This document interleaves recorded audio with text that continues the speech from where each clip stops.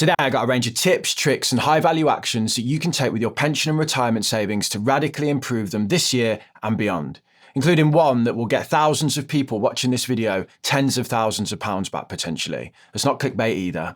I've timestamped everything below for you, and in the description are a load of resources and tools and everything that you need, broken down point by point. But yeah, no messing about today. Let's get on with it. Getting the most out of your work-based pension. The main way that most of you will be saving for retirement is through a work-based auto-enrolment pension scheme. This asset one day will be likely worth more than your house, and yet 90% of people never even log on. Why? Let's not only gain access to it, but let's just get all over it. What I've done here is put together a checklist of things that I would do to get the most out of my work-based scheme this year. Let's first of all work out how much are we really getting.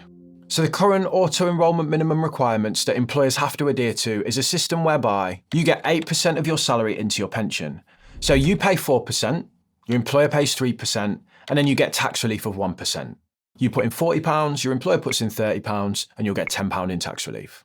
But of course, it's not quite that simple. That 8% is based on something called qualifying earnings. You'll make contributions based on total earnings between £6,240 and £50,270. So really, it's not 8% at all, is it? If you're on 13k a year, you're making contributions based on roughly half of your income. So it's more like a 4% contribution. And what if you earn over the £50,270 threshold as a higher earner? So low earners and high earners especially might be significantly undersaving compared to what they think they're saving. Many employers will pay more than the qualifying earnings, but it's worth walking into the HR department and finding out how much you're actually paying in. The question to ask is, are pension contributions based on qualifying earnings? And while you're there, ask them what the maximum match they provide is. So as I said, the minimum is 3% of qualifying earnings, but many employers are far more generous than this. Nest did a study into this based on their 13 million client base. They found that 4 in 10 of their client base worked for an organisation that offered more than the minimum required match. I've heard of schemes where if you pay in £1, the employer then pays in £6 on top, which is so generous. It's the closest thing to free money that you can make in this world, this. So just make sure you're getting as close to that match benefit your employer provides as you can afford. Don't assume that they're telling you about it either. A lot of companies hold back this sort of information for higher earners, for directors, or as part of negotiations and salaries and things like this. 1 in 20 employers stated they didn't even realise they could pay in more than 3%. Okay, sure mate. Final thing to ask them then. How do they pay the money in? So this one's a biggie. One does not simply just pay money into a workplace pension. There are different ways this is achieved, if you will, and each comes with its own drawbacks and benefits and things that you might need to do to make sure you're maximising the return that you get on your pension. One of these is costing the UK public £1 billion a year, and they don't even realise it. Let's look at each type, starting with salary sacrifice. As the name suggests, with this payment option, you're agreeing to sacrifice some of your salary. Because you are sacrificing some of the salary, that sacrifice component is not subject to any income taxes or national insurance, meaning both you and your employer save on NI. With the recent changes to national insurance and the increases on the employer side, I suspect that we're going to see more salary sacrifice schemes being promoted in the workplace as they benefit both parties. As salary sacrifice is this formal agreement where you agree to reduce your salary, you often have to ask for it to happen. So don't assume that, you're getting it as standard. You would have to sign something to agree to reduce your salary if that was the case. And yeah, you would know it was happening basically. Now, because there is a saving in NI, it's worth saying to your employer when you set this up, look, if I stay as I am, that NI that you're paying there, the employer's NI contribution, you still have to pay that. But if I sign up to the salary sacrifice, there's a saving there. So what are you going to do with that money? Could you pay it into my pension, maybe? God loves a trier, and your pension loves those extra contributions. Next up, let's look at relief at source. This one will get some people listening today thousands of pounds back. So if when you ask your employer how they pay into your pension, they say it's paid via relief at source, this might apply to you. With a relief at source arrangement, your tax is taken, then your pension is paid. So this means then, anyone who pays into a pension who's at higher or additional rate tax bands, they don't automatically get all of the tax relief that they're owed. So from that taxed income, you make a payment into your workplace pension, and this is the total amount of tax relief you should get on that payment. But only this much of it applies automatically. It's then assumed that this portion here, you will claim that back by filling out a self-assessment tax return each year. The issue is most employees in work-based schemes have absolutely no idea that this is the case.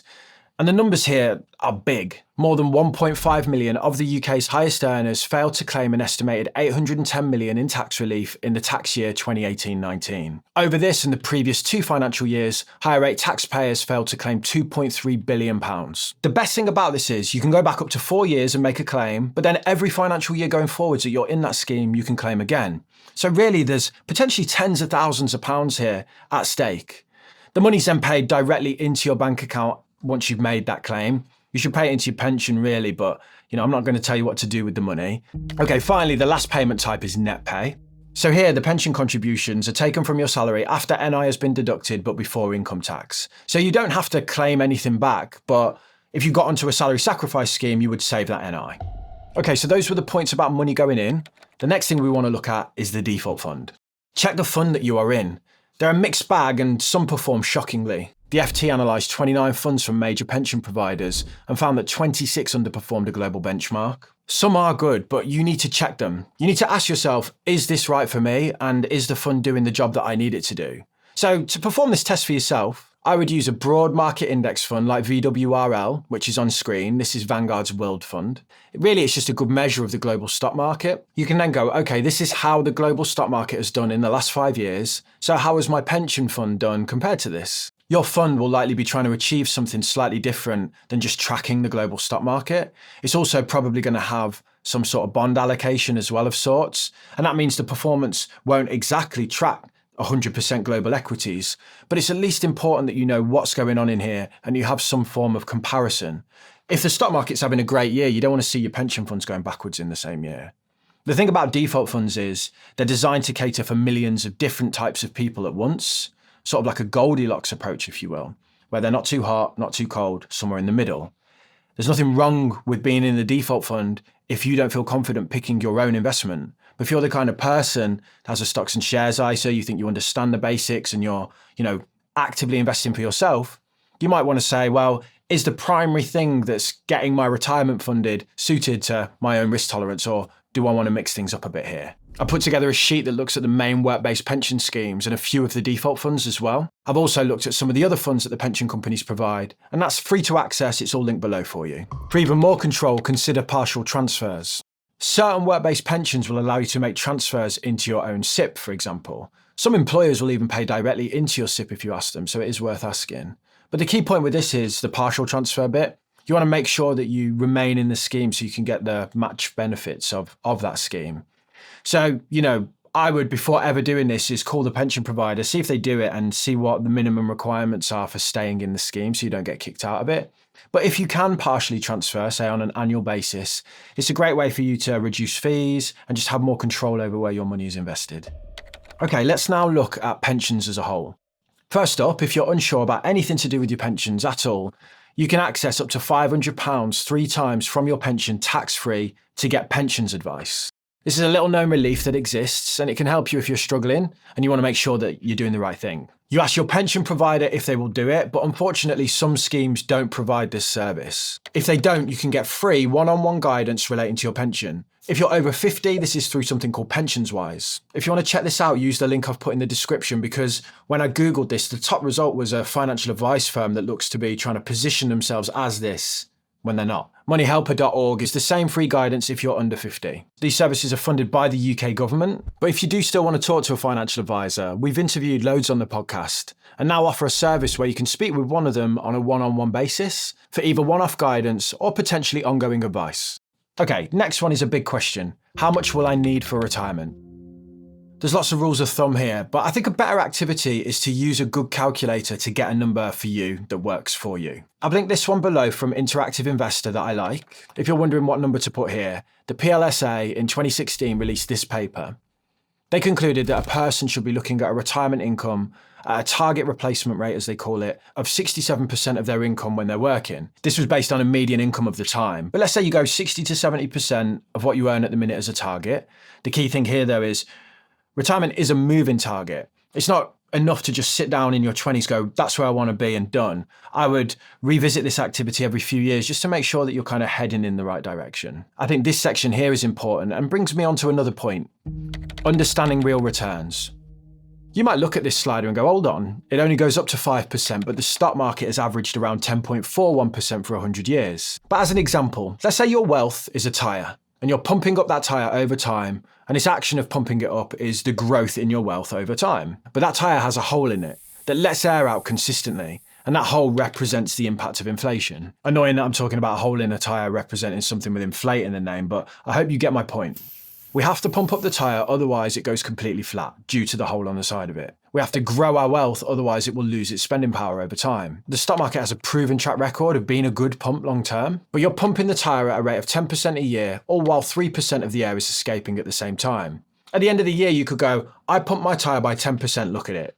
But that doesn't change the fact that in real terms, it's only gone up by 7% because of the loss of air, because of the leak. If you base your forecasts for your pension on 10%, you're only really looking at the pump and not considering the leak. The real returns of the global stock market for the last 100 years are actually closer to 6% after we account for inflation. By saying, okay, my returns will be 5% or 4%, what we're trying to do to the best of our ability is adjust for that impact of inflation. That means then that we can look at this number and go, okay, the purchasing power has been protected here, hopefully. This idea of real returns is central to your understanding of retirement, and it pays to play cautious here when it comes to retirement. Okay, let's do some quick-fire ones now. There is 31 billion in lost unclaimed pensions in the UK. Use this service to find out if you've got some missing money. The older you are, the more likely this is the case. A classic example is the first job you ever had and you didn't know that you were in the scheme, and now that money's been compounding for decades. This next one comes from Tom McPhail, who I recently interviewed on the podcast about buying state pension years. You have to do 35 years of national insurance contributions to qualify for the full state pension, which most people will achieve one way or another. Right, but if you haven't got 35 years of national insurance contributions, you can make that up, and that's a really good thing to do. So loosely, the numbers are you pay a bit over £900 to buy an extra year of national insurance, and that buys you an extra 1/35 of your state pension. Buying extra 1 year of state pension, and you have to do 35 years to get a full state pension. So extra 1/35 of the current level of state pension of £11,500 a year is a bit over £300. Right? So to pay £900, you're getting over £300 of additional retirement income from the state, which means you only actually need to live for about 3 years to get payback on that money. So yeah, if you're approaching retirement and you've got some gaps in your NI record, it's worth buying the extra years. That one really only applies to people who are near retirement. But there are changes coming to the rules in around April 2025, which mean the window for claiming some of those years will close. So if you are near a retirement, it's really worth checking this out now. Another one is that you can carry forward up to 3 years worth of pensions annual allowance that you haven't used in those years. Inheritance, windfalls, big bonus. If you come into some money, this could apply to you, and it's worth looking at as it means that you can get that money into a tax wrapper by using those previous allowances that you didn't use in the past. Okay, let's now look at the self-employed. We need to define self-employed here. I might say that I'm self-employed, but I'm the director of a limited company, so I'm employed by that company. And the benefit for me to pay into a pension is really clear. So there's no company match, but any money that I stick into my SIP, in this case, is free of corporation tax. The way to think about it is, or the way I think about it, it's the best way to get money out of the business and into my personal name without incurring corporation tax. And what I do is I'm basically deferring taxes until a later date when I want to pay them. I pay as much into my pension as I can afford on an annual basis, up to the upper limit that's allowed by the government. For sole traders though, this is where there really is an issue. The majority of the self-employed do not save into a pension. Irregular incomes maybe mean that they're worried about locking money away, or there's a focus on reinvestment in the business because, that's where they want to put their efforts. But I think one of the main factors that hits this group is there's no auto-enrollment, so they're not forced to be in a pension, they have to choose to do it. And there's no education on why it's good and what they should be doing with their retirement funds. You still get the same tax relief as everyone else, so it's a great way for them to save for retirement long term. There's always going to be something that seems more pressing than your retirement when you're self-employed, but I really want you to make paying into a pension a priority for your business because, you should be a priority for your business. Otherwise, why are you doing it? I guess this really is like a call to arms or a plea to the self-employed, to those 2/3 that aren't paying anything into retirement savings, to make this the year that you finally start. Let's enjoy the process. The majority of the UK population do not engage with their retirement savings or pensions in any way, shape or form, and this leads to genuine, credible concern about the future and the state of retirement here in the UK. But by sitting here and watching this type of content, by looking at the actions that I've explored with you today and going out there and putting some of them into place, you are taking decisive action around your retirement and you're heading in a direction that I think you should be optimistic about. It doesn't take a lot to really get to grips with this. You just kind of got to do the work. Below is everything that I've mentioned today, all of the links broken down by points, as I said before. And while you're down there, you'll also find all of the free resources and tools that me and my team have ever made. They're yours for life. You just access them and have at them, and I hope they help. We're continuing to build loads more free stuff as well that I'll let you know about when it comes up. But yeah, other than that, thank you for your time and I'll see you in the next video.